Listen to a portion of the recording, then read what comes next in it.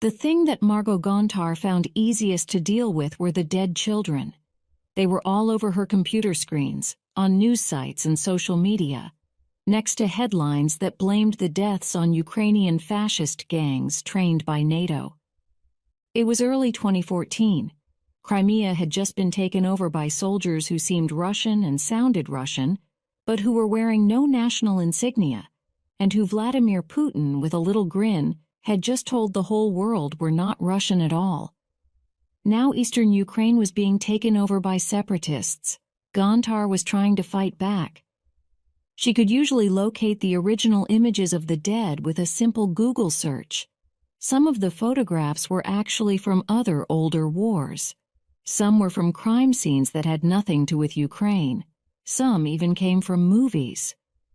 Gontar posted her research on a myth-busting website called StopFake, which had been started in March by volunteers like her at the journalism school of Mohyla University in Kiev. It felt good being able to sort truth from lies, to feel some kind of certainty amid so much confusion. But sometimes things could get more complicated. Russian state television news began to fill up with plump, weeping women and elderly men who told tales of Ukrainian nationalists beating up Russian speakers.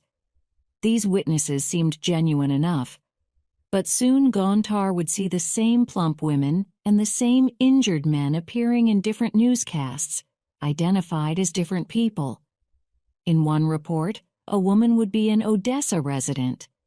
Then next she would be a soldier's mother, then a Kharkiv resident, and then an anti-Maidan activist. In July, after the downing of Malaysia Airlines flight MH17 over eastern Ukraine, Gontar surveyed the internet, picking up shards of pro-Russian conspiracy theories. She came across the Twitter feed of an air traffic controller who had spotted Ukrainian army jets following the plane, although she could find no evidence that the air traffic controller actually existed. She found dozens of sites in Russian and English, which, almost as one, suddenly argued that the U.S. had shot down MH17 in a botched attempt to target Putin's personal jet. There were even claims, circulated by Russian separatist leaders in Ukraine, that the plane had been filled with corpses before it had taken off, a plot line lifted from the BBC TV series Sherlock. The stories were glaringly sloppy, as if their creators did not care about being caught and just wanted to distract from the evidence that Russian-backed militias had shot down the plane. Gontar began to wonder whether she was falling into the Kremlin's trap by spending so much time trying to debunk its obviously fake stories. Before long, she found herself and StopFake becoming part of the story. Russian media had begun to cite StopFake in their own reports, but would make it look like Gontar was presenting the falsified story as truth, rather than debunking it. It was like seeing herself reflected in a mirror upside down. She felt dizzy. At times like this, she had always reached out to Western media for a sense of something solid, but this was starting to slip too. Whenever somewhere like the BBC or Tagesspiegel published a story, they felt obliged to present the Kremlin's version of events, fascists, Western conspiracy, etc. as the other side, for balance. Gontar began to wonder whether her search for certainty was futile. If the truth was constantly shifting before her eyes, and there was always another side to every story, was there anything solid left to hold on to? After months working at StopFake, she began to doubt everything. Who was to say that original photo of a dead child she found was genuine? Maybe that too had been placed there. Reality felt malleable, spongy. Whatever the Russians were doing, it was not simply propaganda, which is intended to persuade and susceptible to debunking. This was something else entirely. Not only could it not be disproven, it seemed to vaporize the very idea of proof. Late last year, I came across a Russian manual called Information Psychological War Operations, a short encyclopedia and reference guide. The 2011 edition, credited to Veprinsev et al. And published in Moscow by Hotline Telecom, can be purchased online at the sale price of 348 rubles. The book is designed for students, political technologists, state security services, and civil servants, a kind of user's manual for junior information warriors. The deployment of information weapons, it suggests, acts like an invisible radiation upon its targets. The population doesn't even feel it is being acted upon, so the state doesn't switch on its self-defense mechanisms. If regular war is about actual guns and missiles, the encyclopedia continues, information war is supple. You can never predict the angle or instruments of an attack. The 495-page encyclopedia contained an introduction to information psychological war, a glossary of key terms and detailed flowcharts describing the methods and strategies of defensive and offensive operations, including operational deception, maskirovka, programmatical mathematical influence, disinformation, imitation, and TV and radio broadcasting. In normal war, the encyclopedia explains, victory is a case of yes or no. In information war, it can be partial. Several rivals can fight over certain themes within a person's consciousness. I had always imagined the phrase information war to refer to some sort of geopolitical debate, with Russian propagandists on one side and Western propagandists on the other, both trying to convince everyone in the middle that their side was right. But the encyclopedia suggested something more expansive. Information war was less about methods of persuasion and more about influencing social relations and control over the sources of strategic reserves. Invisible weapons acting like radiation to override biological responses and seize strategic reserves? The text seemed more like garbled science fiction than a guide for students and civil servants. But when I began to pore over recent Russian military theory in history books and journals, the strange language of the encyclopedia began to make more sense.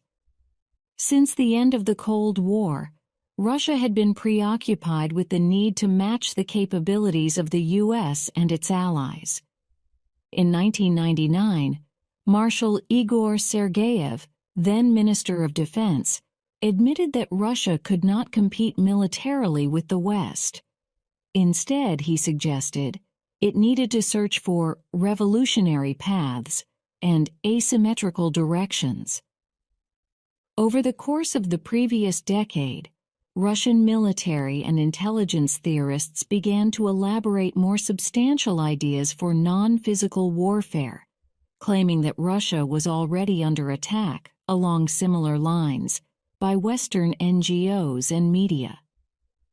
In 2013, the head of the General Staff of the Armed Forces of the Russian Federation, Valery Gerasimov, claimed that it was now possible to defeat enemies through a combination of political, economic, information, technological, and ecological campaigns. This was part of a vision of war which lay not in the realm of physical contact, but in what Russian theorists described as the psychosphere. These wars of the future would be fought not on the battlefield, but in the minds of men. Disinformation and psychological operations are as old as the Trojan horse. But what distinguished the Kremlin's approach from that of its Western rivals was this new stress on the psychosphere as the theater of conflict. The information operation was no longer auxiliary to some physical struggle or military invasion. Now it had become an end in itself. Indeed, as the Russian Encyclopedia for its practitioners concluded, Information war is in many places replacing standard war. The idea was clear enough. But what could invisible radiation really achieve? Was it simply an attempt to put a hard edge on what the Americans call soft power, conducted through cultural outreach and public diplomacy? Or was it really some new form of war, one that could outfox Russia's enemies without firing a shot? Asterisk, asterisk, asterisk. Towards the end of last year, I flew to Estonia, the tiny Baltic country population 1.3 million that sits 150 kilometers west of St. Petersburg. After the Russian annexation of Crimea in March 2014, there had been much talk that Estonia could be next in line. Today Crimea, tomorrow Estonia, as a headline in The Spectator put it. A few months before my visit, President Barack Obama had jetted to the capital Tallinn to make a public pledge of America's commitment to the country's security.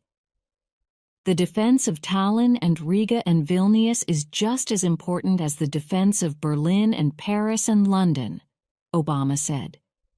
So if in such a moment you ever ask again, who'll come to help, you'll know the answer: the NATO alliance, including the armed forces of the United States of America, right here, present, now. As Toomas Ilves, the president of Estonia, walked me down a long corridor in his Tallinn residence, he pointed out portraits of the men who led the country during the country's first period of independence. Between the fall of the Russian Empire in 1917 and its occupation by the Soviets during the Second World War, they had not met happy fates. This one was shot, this one was disappeared, apparently killed, this one was deported, Ilves said as we passed each picture. Ilves was dressed in his trademark tweeds and bow tie, a counterpoint to his mission to make Estonia the most digitally progressive country in Europe. The government has declared internet access a human right. Citizens can vote, get medical prescriptions, deal with taxes and bank electronically, and pay for parking with a mobile phone. A new school program requires all pupils to learn to code from the age of 7. Ilves, who probably tweets more than any other head of state, peppers his conversations and speeches with references to the latest technology. This Estonia project is practical, a search for an economic niche, but also symbolic. It is a way to tear away the country from its Soviet stereotype as Moscow's backward province. That break with the past seemed final when Estonia joined NATO in 2004, a moment that was meant to mark the emergence of a new digital Estonia on the international stage, free forever from Russian coercion. Since Soviet times, every year on the 9th of May, which is known as Victory in World War II Day, Russian nationalists and war veterans living in Estonia had long gathered to celebrate in the center of Tallinn, at a statue known as the Bronze Soldier, a large Aryan-looking hunk who commemorated Soviet victory over the Nazis. Around a third of Estonians are Russian, or at least primarily Russophone. The vast majority of these are descendants of Russians who were relocated from the Soviet Union after the Second World War, while thousands of Estonians were being deported to the Gulag and scattered across the USSR. Between 1945 and 1991, the number of Russians in Estonia rose from 23,000 to 475,000. But after the collapse of the Soviet Union, new citizenship laws required Russians who had arrived after 1945 and their descendants born in Soviet Estonia to pass Estonian language tests to gain citizenship. Tensions began to grow. Many of the Russians do not see themselves or their parents as colonizers. According to the official Kremlin line, Estonia voluntarily renounced its independence in 1941. Some felt like second-class citizens in the new Estonia, Why weren't prescriptions available in Russian? Why couldn't Russophone towns have street signs in Russian? When Russian nationalists would gather at the Bronze Soldier to sing Soviet songs and drape the statue with flags, Estonian nationalists began to organize counter-marches at the same spot. In 2006, one Estonian nationalist writer threatened to blow the statue up. In March 2007, the Estonian parliament voted to move the statue to a military cemetery, officially, for reasons of keeping the peace. But Russian politicians and media responded furiously. Estonian leaders collaborate with fascism, said the mayor of Moscow. The situation is despicable, said the foreign minister. The Russian media nicknamed the country Estonia. A vigilante group calling itself the Night Watch camped around the Bronze Soldier to protect it from removal. On the night of the 26th of April, as the statue was about to be removed, Russian crowds started throwing bricks and bottles at Estonian police. Riots broke out. There was mass looting. One man died. Russian media, which are popular in Estonia, reported that he was killed by police. He was not. That Russians had been beaten to death at the ferry port. They had not. That Russians were tortured and fed psychotropic substances during interrogation. They were not. The next day, employees of the Estonian government, newspapers and banks arrived at work to find their computer systems down, crippled by one of the largest cyber attacks to date. Estonia had been taken offline. Today, many in Estonia are convinced the whole affair was coordinated from Moscow, yet nothing can be proven. After the cyber attack, a nationalist Russian MP and spin doctor, Sergei Markov, told the media his assistant had coordinated the attack with the help of patriotic hackers, but said that he was working independently of the Kremlin. The Estonian security services claimed to have observed meetings between the Night Watch vigilantes and the staff at the Russian embassy. But proving the unrest had been coordinated by the Kremlin was a different matter. All that could be said for sure was that someone wanted the Estonian government to know it was not as safe as it thought. But safe against what?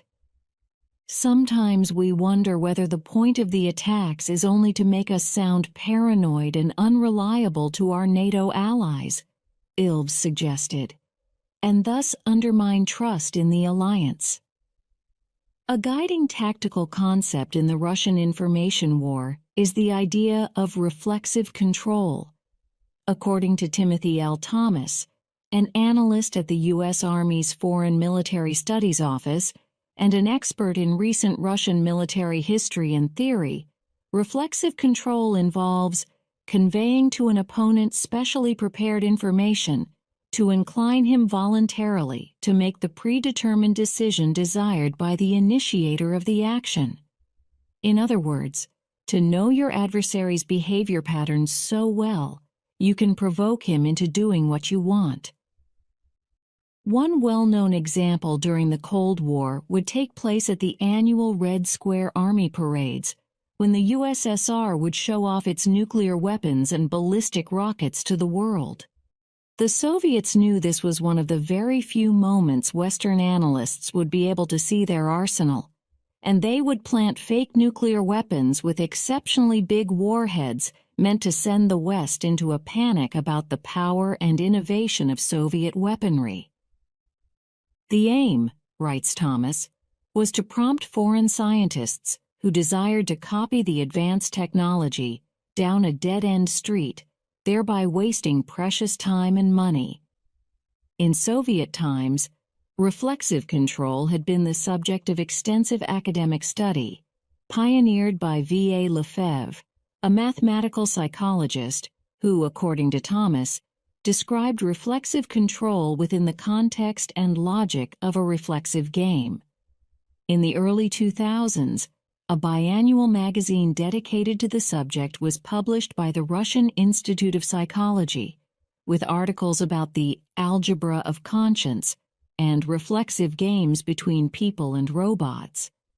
Applied to the landscape of information warfare, reflexive control means that the Estonians are kept guessing about the Kremlin's intentions and paralyzed by inability to formulate a response to provocations whose origins and aims are impossible to determine, whose aims, in fact, may simply be to induce an overreaction. When Russian politicians make threats about being able to conquer Estonia, does that mean they would actually invade? Asked Aivi Maso, Ilva's security advisor, when she joined us at the president's residence. Are they just trying to demoralize us? Or do they want Western journalists to quote them, which will send a signal to the markets that we're unsafe and thus send our investment climate plummeting? A few months after my visit to Estonia, I attended a NATO policy seminar in Kiev that was intended to address these new challenges. The seminar was held in what looked like the ballroom of a grand hotel, with stucco columns and mirrored ceilings. At the head of the room was a small Cornishman, rocking backwards and forwards in front of a PowerPoint presentation. This was Mark Lady, a former BBC defense correspondent who is now the head of strategic communications for NATO. Projected on a large screen behind Lady was a flowchart that explained the building blocks of a narrative. How conflict leads to the desire for resolution, which is played out through actions, participants, and events. It was the kind of thing students are taught in the first year of film school or in undergraduate courses on literary theory. The presentation stressed that the world should be seen as a system of stories inside a narrative landscape. For the attendants, mainly military men and civil servants, this was a new way of looking at the world. They took notes studiously. NATO remains undefeated on the battlefield, but Lady wanted to make clear that the narrative landscape represented a new and unfamiliar battleground, one in which NATO no longer appeared to hold a clear advantage. This realization has dawned more clearly over the past year, as the Kremlin appears to be trying to test the limits of the Cold War alliance in sometimes subtle, sometimes overt ways. The semantic lock that seals the North Atlantic Treaty is Article 5, which states that a military attack on one NATO nation is an attack on all. Obama cited Article 5 in his Tallinn speech, describing it as crystal clear. But what if you could undermine this principle without firing a single bullet? Would a cyber attack on Bulgaria by unknown actors sympathetic to Russia invoke Article 5? What about a tiny insurrection in a Baltic border town, organized by locals with suspicious ties to Russian security services? Would all the countries in NATO go to war to keep Estonian electronic banking online? Since the beginning of the conflict in Ukraine, the Kremlin seems to have sought to tease and provoke its Western neighbors by more conventional means as well. Russia, of course, insists the reverse is true. In 2010, one Russian warship was spotted in Latvian waters. In 2014, the total was 40. Latvian aeroplanes were scrambled 5 times in 2010. In 2014, that figure was over 100, as Russian planes swooped into Baltic airspace. Meanwhile, in February, Russian bombers were spotted off the coast of Cornwall. All these maneuvers put NATO in a double bind. Not reacting would show the organization to be pointless. Thus, the necessity of Obama's trip to Tallinn, or of British Defense Secretary Philip Hammond's tough words in March, that Russia has the potential to pose the single greatest threat to our security. But on the other hand, the Kremlin knew perfectly well that NATO had to respond. What if it does not take more than that to make NATO look impotent? If the battle shifts to the psychosphere, NATO's military supremacy is irrelevant. Indeed, it becomes an Achilles heel as the alliance's very might makes it more unwieldy and more dramatic to subvert. Last winter, I met with Rick Stengel, the U.S. Undersecretary of State for Public Diplomacy, and one of those responsible for formulating the American response to Russia's ambiguous information operations. Stengel, a former editor of Time magazine, works out of the Washington office from which George Marshall once designed the reconstruction of Europe after the Second World War. On weekends, he commutes home to New York City, where I met him at his local coffee shop on the Upper West Side. At Time, my motto was, "We explain the world to America and America to the world," Stengel told me. He sees his new job as the application of this philosophy to a larger stage, one where patient storytelling, based on identifiable facts, can still win the day.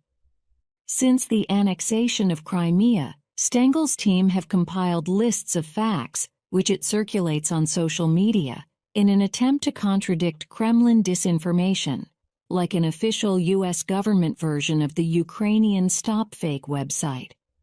Stengel calls it a reality check to the Kremlin line. His attentions are not confined to Russia. The State Department has also launched a Twitter campaign against the Islamic State, called Think Again, Turn Away, which aims to deliver some truths about terrorism in order to discourage recruits from joining ISIS. Given ISIS's high recruitment rate, it is not entirely clear that this is meeting with much success. It is an approach steeped in the premises of liberal journalism. If Stengel presents better arguments and stronger evidence, he believes he should win the debate. At the time that I met Stengel in November, posters for RT Russia's state-run international news channel were plastered all over Manhattan. RT America, which began broadcasting in 2010, had launched an advertising campaign promising an alternative view to the American mainstream media. Before I was sworn in, I had never watched RT, Stengel told me. The channel is funded by the Kremlin, with an estimated budget of $230 million per year, and services in English, German, Spanish, and Arabic. RT claims to have a global reach of 700 million people and says its video clips have received over 2 billion views online, making it YouTube's leading news provider. The mantra of Margarita Simonian, who heads RT, is, "There is no such thing as objective reporting." This may be true, but RT's mission is to push the truism to its breaking point. At a time when many in the West have lost faith in the integrity and authority of mainstream media organizations, RT seems dedicated to the proposition that after the notion of objectivity has evaporated, all stories are equally true. In America, where polls show that trust in the media has never recovered to levels seen before the 2003 invasion of Iraq, RT's posters showed George W. Bush celebrating Mission Accomplished, with the tagline, "This is what happens when there is no second opinion." It was hard not to nod in agreement with the message. The posters, however, do not offer any argument for trusting Putin's TV network. Their main message is that you cannot trust the Western media. It is all too easy to show that RT's coverage is rife with conspiracy theories and risible fabrications. One program showed fake documents intended to prove that the U.S. was guiding the Ukrainian government to ethnically cleanse Russian speakers from Western Ukraine. Another RT report investigated whether the CIA had invented Ebola to use as a weapon against developing nations. Presenters rarely challenge the views of experts during discussions of subjects such as the Syria conflict, where Moscow has backed President Bashar al-Assad.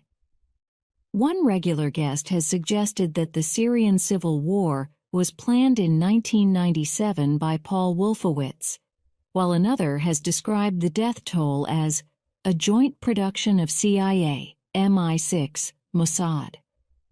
The foibles of RT have been well documented, not least by StopFake.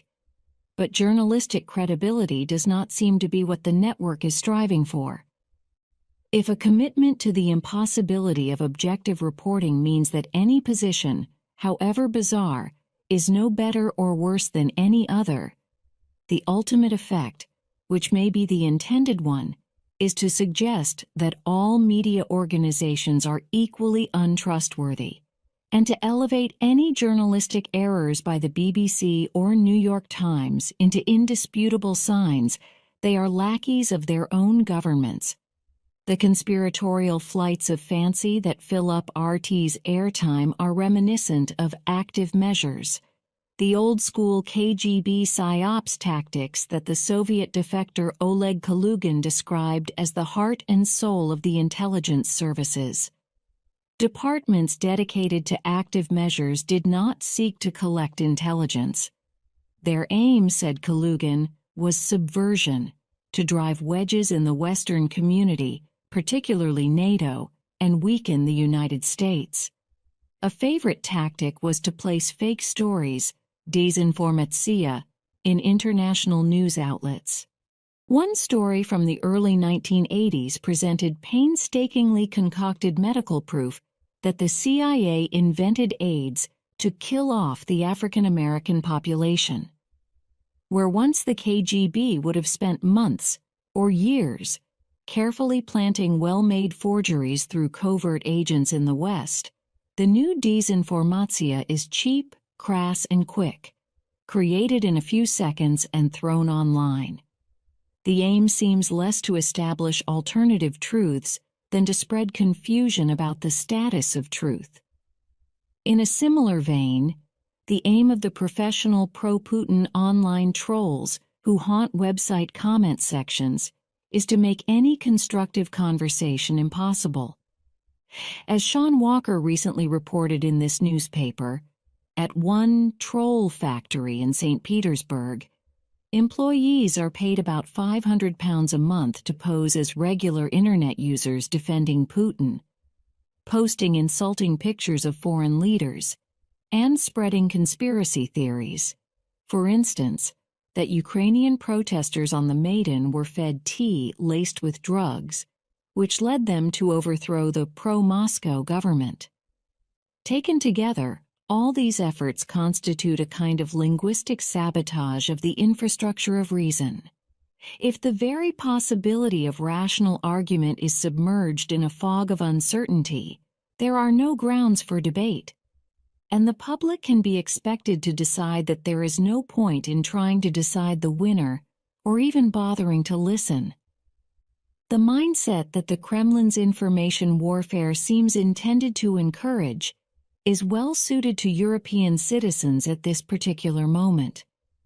In a recent paper called The Conspiratorial Mindset in an Age of Transition, which looked at the proliferation of conspiracy theories in France, Hungary, and Slovakia, a team of researchers from European think tanks concluded that the current period of transition in Europe has resulted in increased uncertainty about collective identities and a perceived loss of control.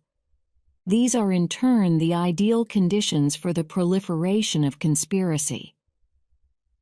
Conspiratorial inclinations are especially rife among supporters of right-wing nationalist and populist parties, such as the Front National in France or Jobbik in Hungary, which support and are supported by Moscow. Marine Le Pen admitted in November that the FN had taken a €9 million loan from a Moscow bank owned by a pro-Kremlin businessman. She insists that the deal had nothing to do with her support of Putin's annexation of Crimea. Some 20% of the members of the European Parliament now belong to parties, largely on the far right, sympathetic to Moscow. The significance of these parties has grown in tandem with the decline of trust in national governments. At moments of financial and geopolitical uncertainty, people turn to outlandish theories to explain crises. Was this the invisible radiation that the Russian Information Psychological War Encyclopedia had referred to? Once the idea of rational discourse has been undermined, spectacle is all that remains. The side that tells better stories, and does so more aggressively, unencumbered by scrupulousness about their verifiability, will edge out someone trying to methodically prove a fact. Whatever else might be said of the Kremlin's information strategy, it is undoubtedly in tune with the zeitgeist, one that is also visible in America and Britain, where what Stephen Colbert memorably called truthiness can run roughshod over fact-based discourse. There are two possible approaches to information war, the encyclopedia states. The first approach recognizes the primacy of objects in the real world and attempts to spin them in a favorable or unfavorable direction. The more strategic approach, it continues, puts information before objects. In other words, the encyclopedia seems to be saying that reality can be reinvented.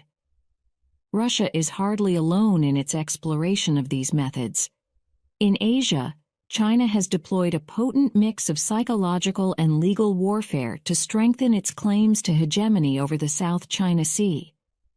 A 2013 report called China, The Three Warfares, prepared for the Pentagon by a group of scholars led by Cambridge University's Stephen Halper, describes the Chinese response to a standoff with the Philippines over a disputed shoal claimed by both countries, which involved economic sanctions, psychological intimidation, in the form of military ships sailing into Filipino waters, and a media campaign depicting Manila's behavior as dangerously radical.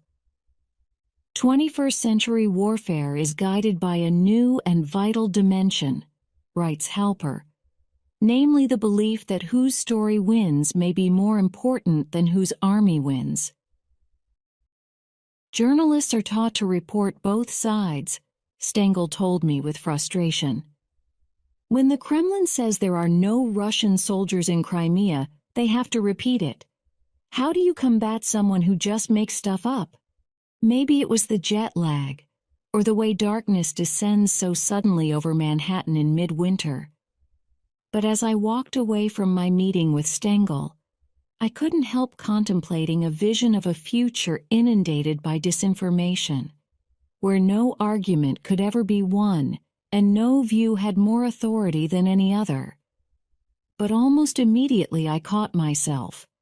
What if fears like mine were part of the game? In information psychological war, there are no clear victories, no flags to be planted and borders to be redrawn, only endless mind games in the psychosphere, where victory might be the opposite of what you initially supposed. Is the purpose of RT, for example, to spread news, conspiracies, and opinions? Or is its purpose to project an impression of Russian strength and confidence, which means that talking constantly about its brazen attitude only augments that perception? I began to wonder whether the very idea of information psychological war, with its suggestion that Russia had discovered a shadowy weapon for which the West has no answer, was itself a species of information warfare. Perhaps the encyclopedia, and talk of invisible radiation that could override biological defenses, was simply one more bluff, like the fake nuclear weapons that were paraded through Red Square in order to lead overeager Western analysts down a hall of mirrors.